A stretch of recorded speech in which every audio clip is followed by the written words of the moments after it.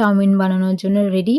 এবার আমি পেঁয়াজ, এইদিকে আলু আর ওই যে একটা ছোট্ট ফুলকপি আমি কুচি করে রেখে দিয়েছি আর ৪ টে লঙ্কা চিড়ে রেখেছি। চাউমিনও আছে আমার রেডি। এবার চাউমিনটা আমি দিয়ে দেব জলের মধ্যে, গরম জলের মধ্যে। আর তার জন্য আমি আগে থেকেই চাউমিনটা ভেঙে ২ আধখানা করে রেখেছিলাম। এবার দিয়ে দিলাম চাউমিনটা, পুরো চাউমিনটা দিয়ে দেবো জলের মধ্যে। চাউমিনটা যখন ভালো করে সেদ্ধ হয়ে যাবে তখন আমি সেটা তুলে নেব ছেঁকে। আর সেই ছেঁকে তুলে নেওয়া সেদ্ধ করা চাউমিনের মধ্যে ঠান্ডা জল দেব, দিয়ে ভালো করে ধুয়ে নেব। ভালো করে ধুলেই কী হয়, আ যখন চাউমিনটাকে হাত দিয়ে কি চামচ দিয়ে তুমি তো যখন তুলতে যাও তখন কি হয় একের সাথে একটা লেগে থাকে না, সেটা আলাদা আলাদাভাবে উঠে পড়ে। এদিকে আমার কড়াই গরম হয়ে গেছে। কড়াইয়ের মধ্যে আমি দিয়ে দিলাম তেল। তেলটা গরম হোক কিছুক্ষণের জন্য, কারণ তেল যদি ভালো করে গরম না হয় তাহলে সেই তেলের মধ্যে তুমি যাই দাও না কেন তখন সেটা কড়াইতে লেগে যায়। তেল গরম হয়ে গেছে। এবার আমি দিয়ে দিলাম ৪ টে চিড়ে রাখা লঙ্কা। এবার আমি এর মধ্যে দিয়ে দেব কুচি কুচি করে রাখা সেই ফুলকপিগুলো। ফুলকপিগুলো কী করব, একটু হালকা ভেজে নেব। হালকা যখন ফুলকপি ভাজা হয়ে যাবে তখন আমি এর মধ্যে দিয়ে দেব সেই কুচি কুচি করে রাখা আমার আলুগুলি।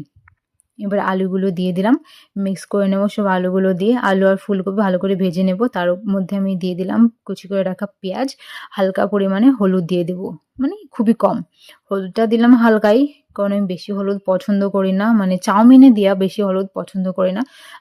আর কারণ একদম পুরো হোয়াইট হোয়াইট যখন চাউমিনটা লাগে সেটা আমার দেখতে কেমন লাগে, তাই নর্মালি যেটুকু প্রয়োজন যেই পরিমাণে সেইটুকু আমি হলুদ হালকা দিয়ে দিলাম।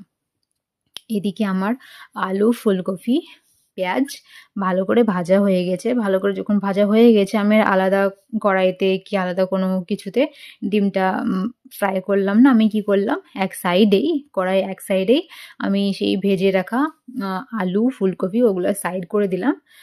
সাইড করে দেওয়ার পরে কড়াইতে আমি তেল দিয়ে দিলাম। তেল দেওয়ার পরে তেলটা যেন হালকা, এমনিতেই কড়াইটা গরম আছে, বেশিক্ষণ লাগলো তেল গরম হতে। তেল দিয়ে দিলাম হালকা পরিমাণে। তেলটা দিয়ে তার মধ্যে আমি দিয়ে দিয়েছি ২ টি ডিম ভেঙে। এবার ডিমটা আমি কী করব, ভালো করে ভেজে নেব।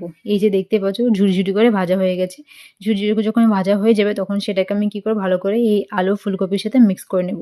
আলু, ফুলকপি, ডিম একসাথে মিক্স করে নেব। একসাথে মিক্স করে ভালো করে ভেজে নেব। কেউ ডিমটা যদি ভালো করে না ভাজি তাহলে একটা কেমন যেন একটা গন্ধ গন্ধ আসে, যেটা খেতে ভালো লাগে না, আষ্টে ধরনের একটা গন্ধ আসে। তাই জন্য আমি কি করলাম, ভালো করে ভেজে নিলাম ডিম, আলু। ভেজে নেওয়ার পরে আমি এর মধ্যে মিশিয়ে দিলাম চাউমিন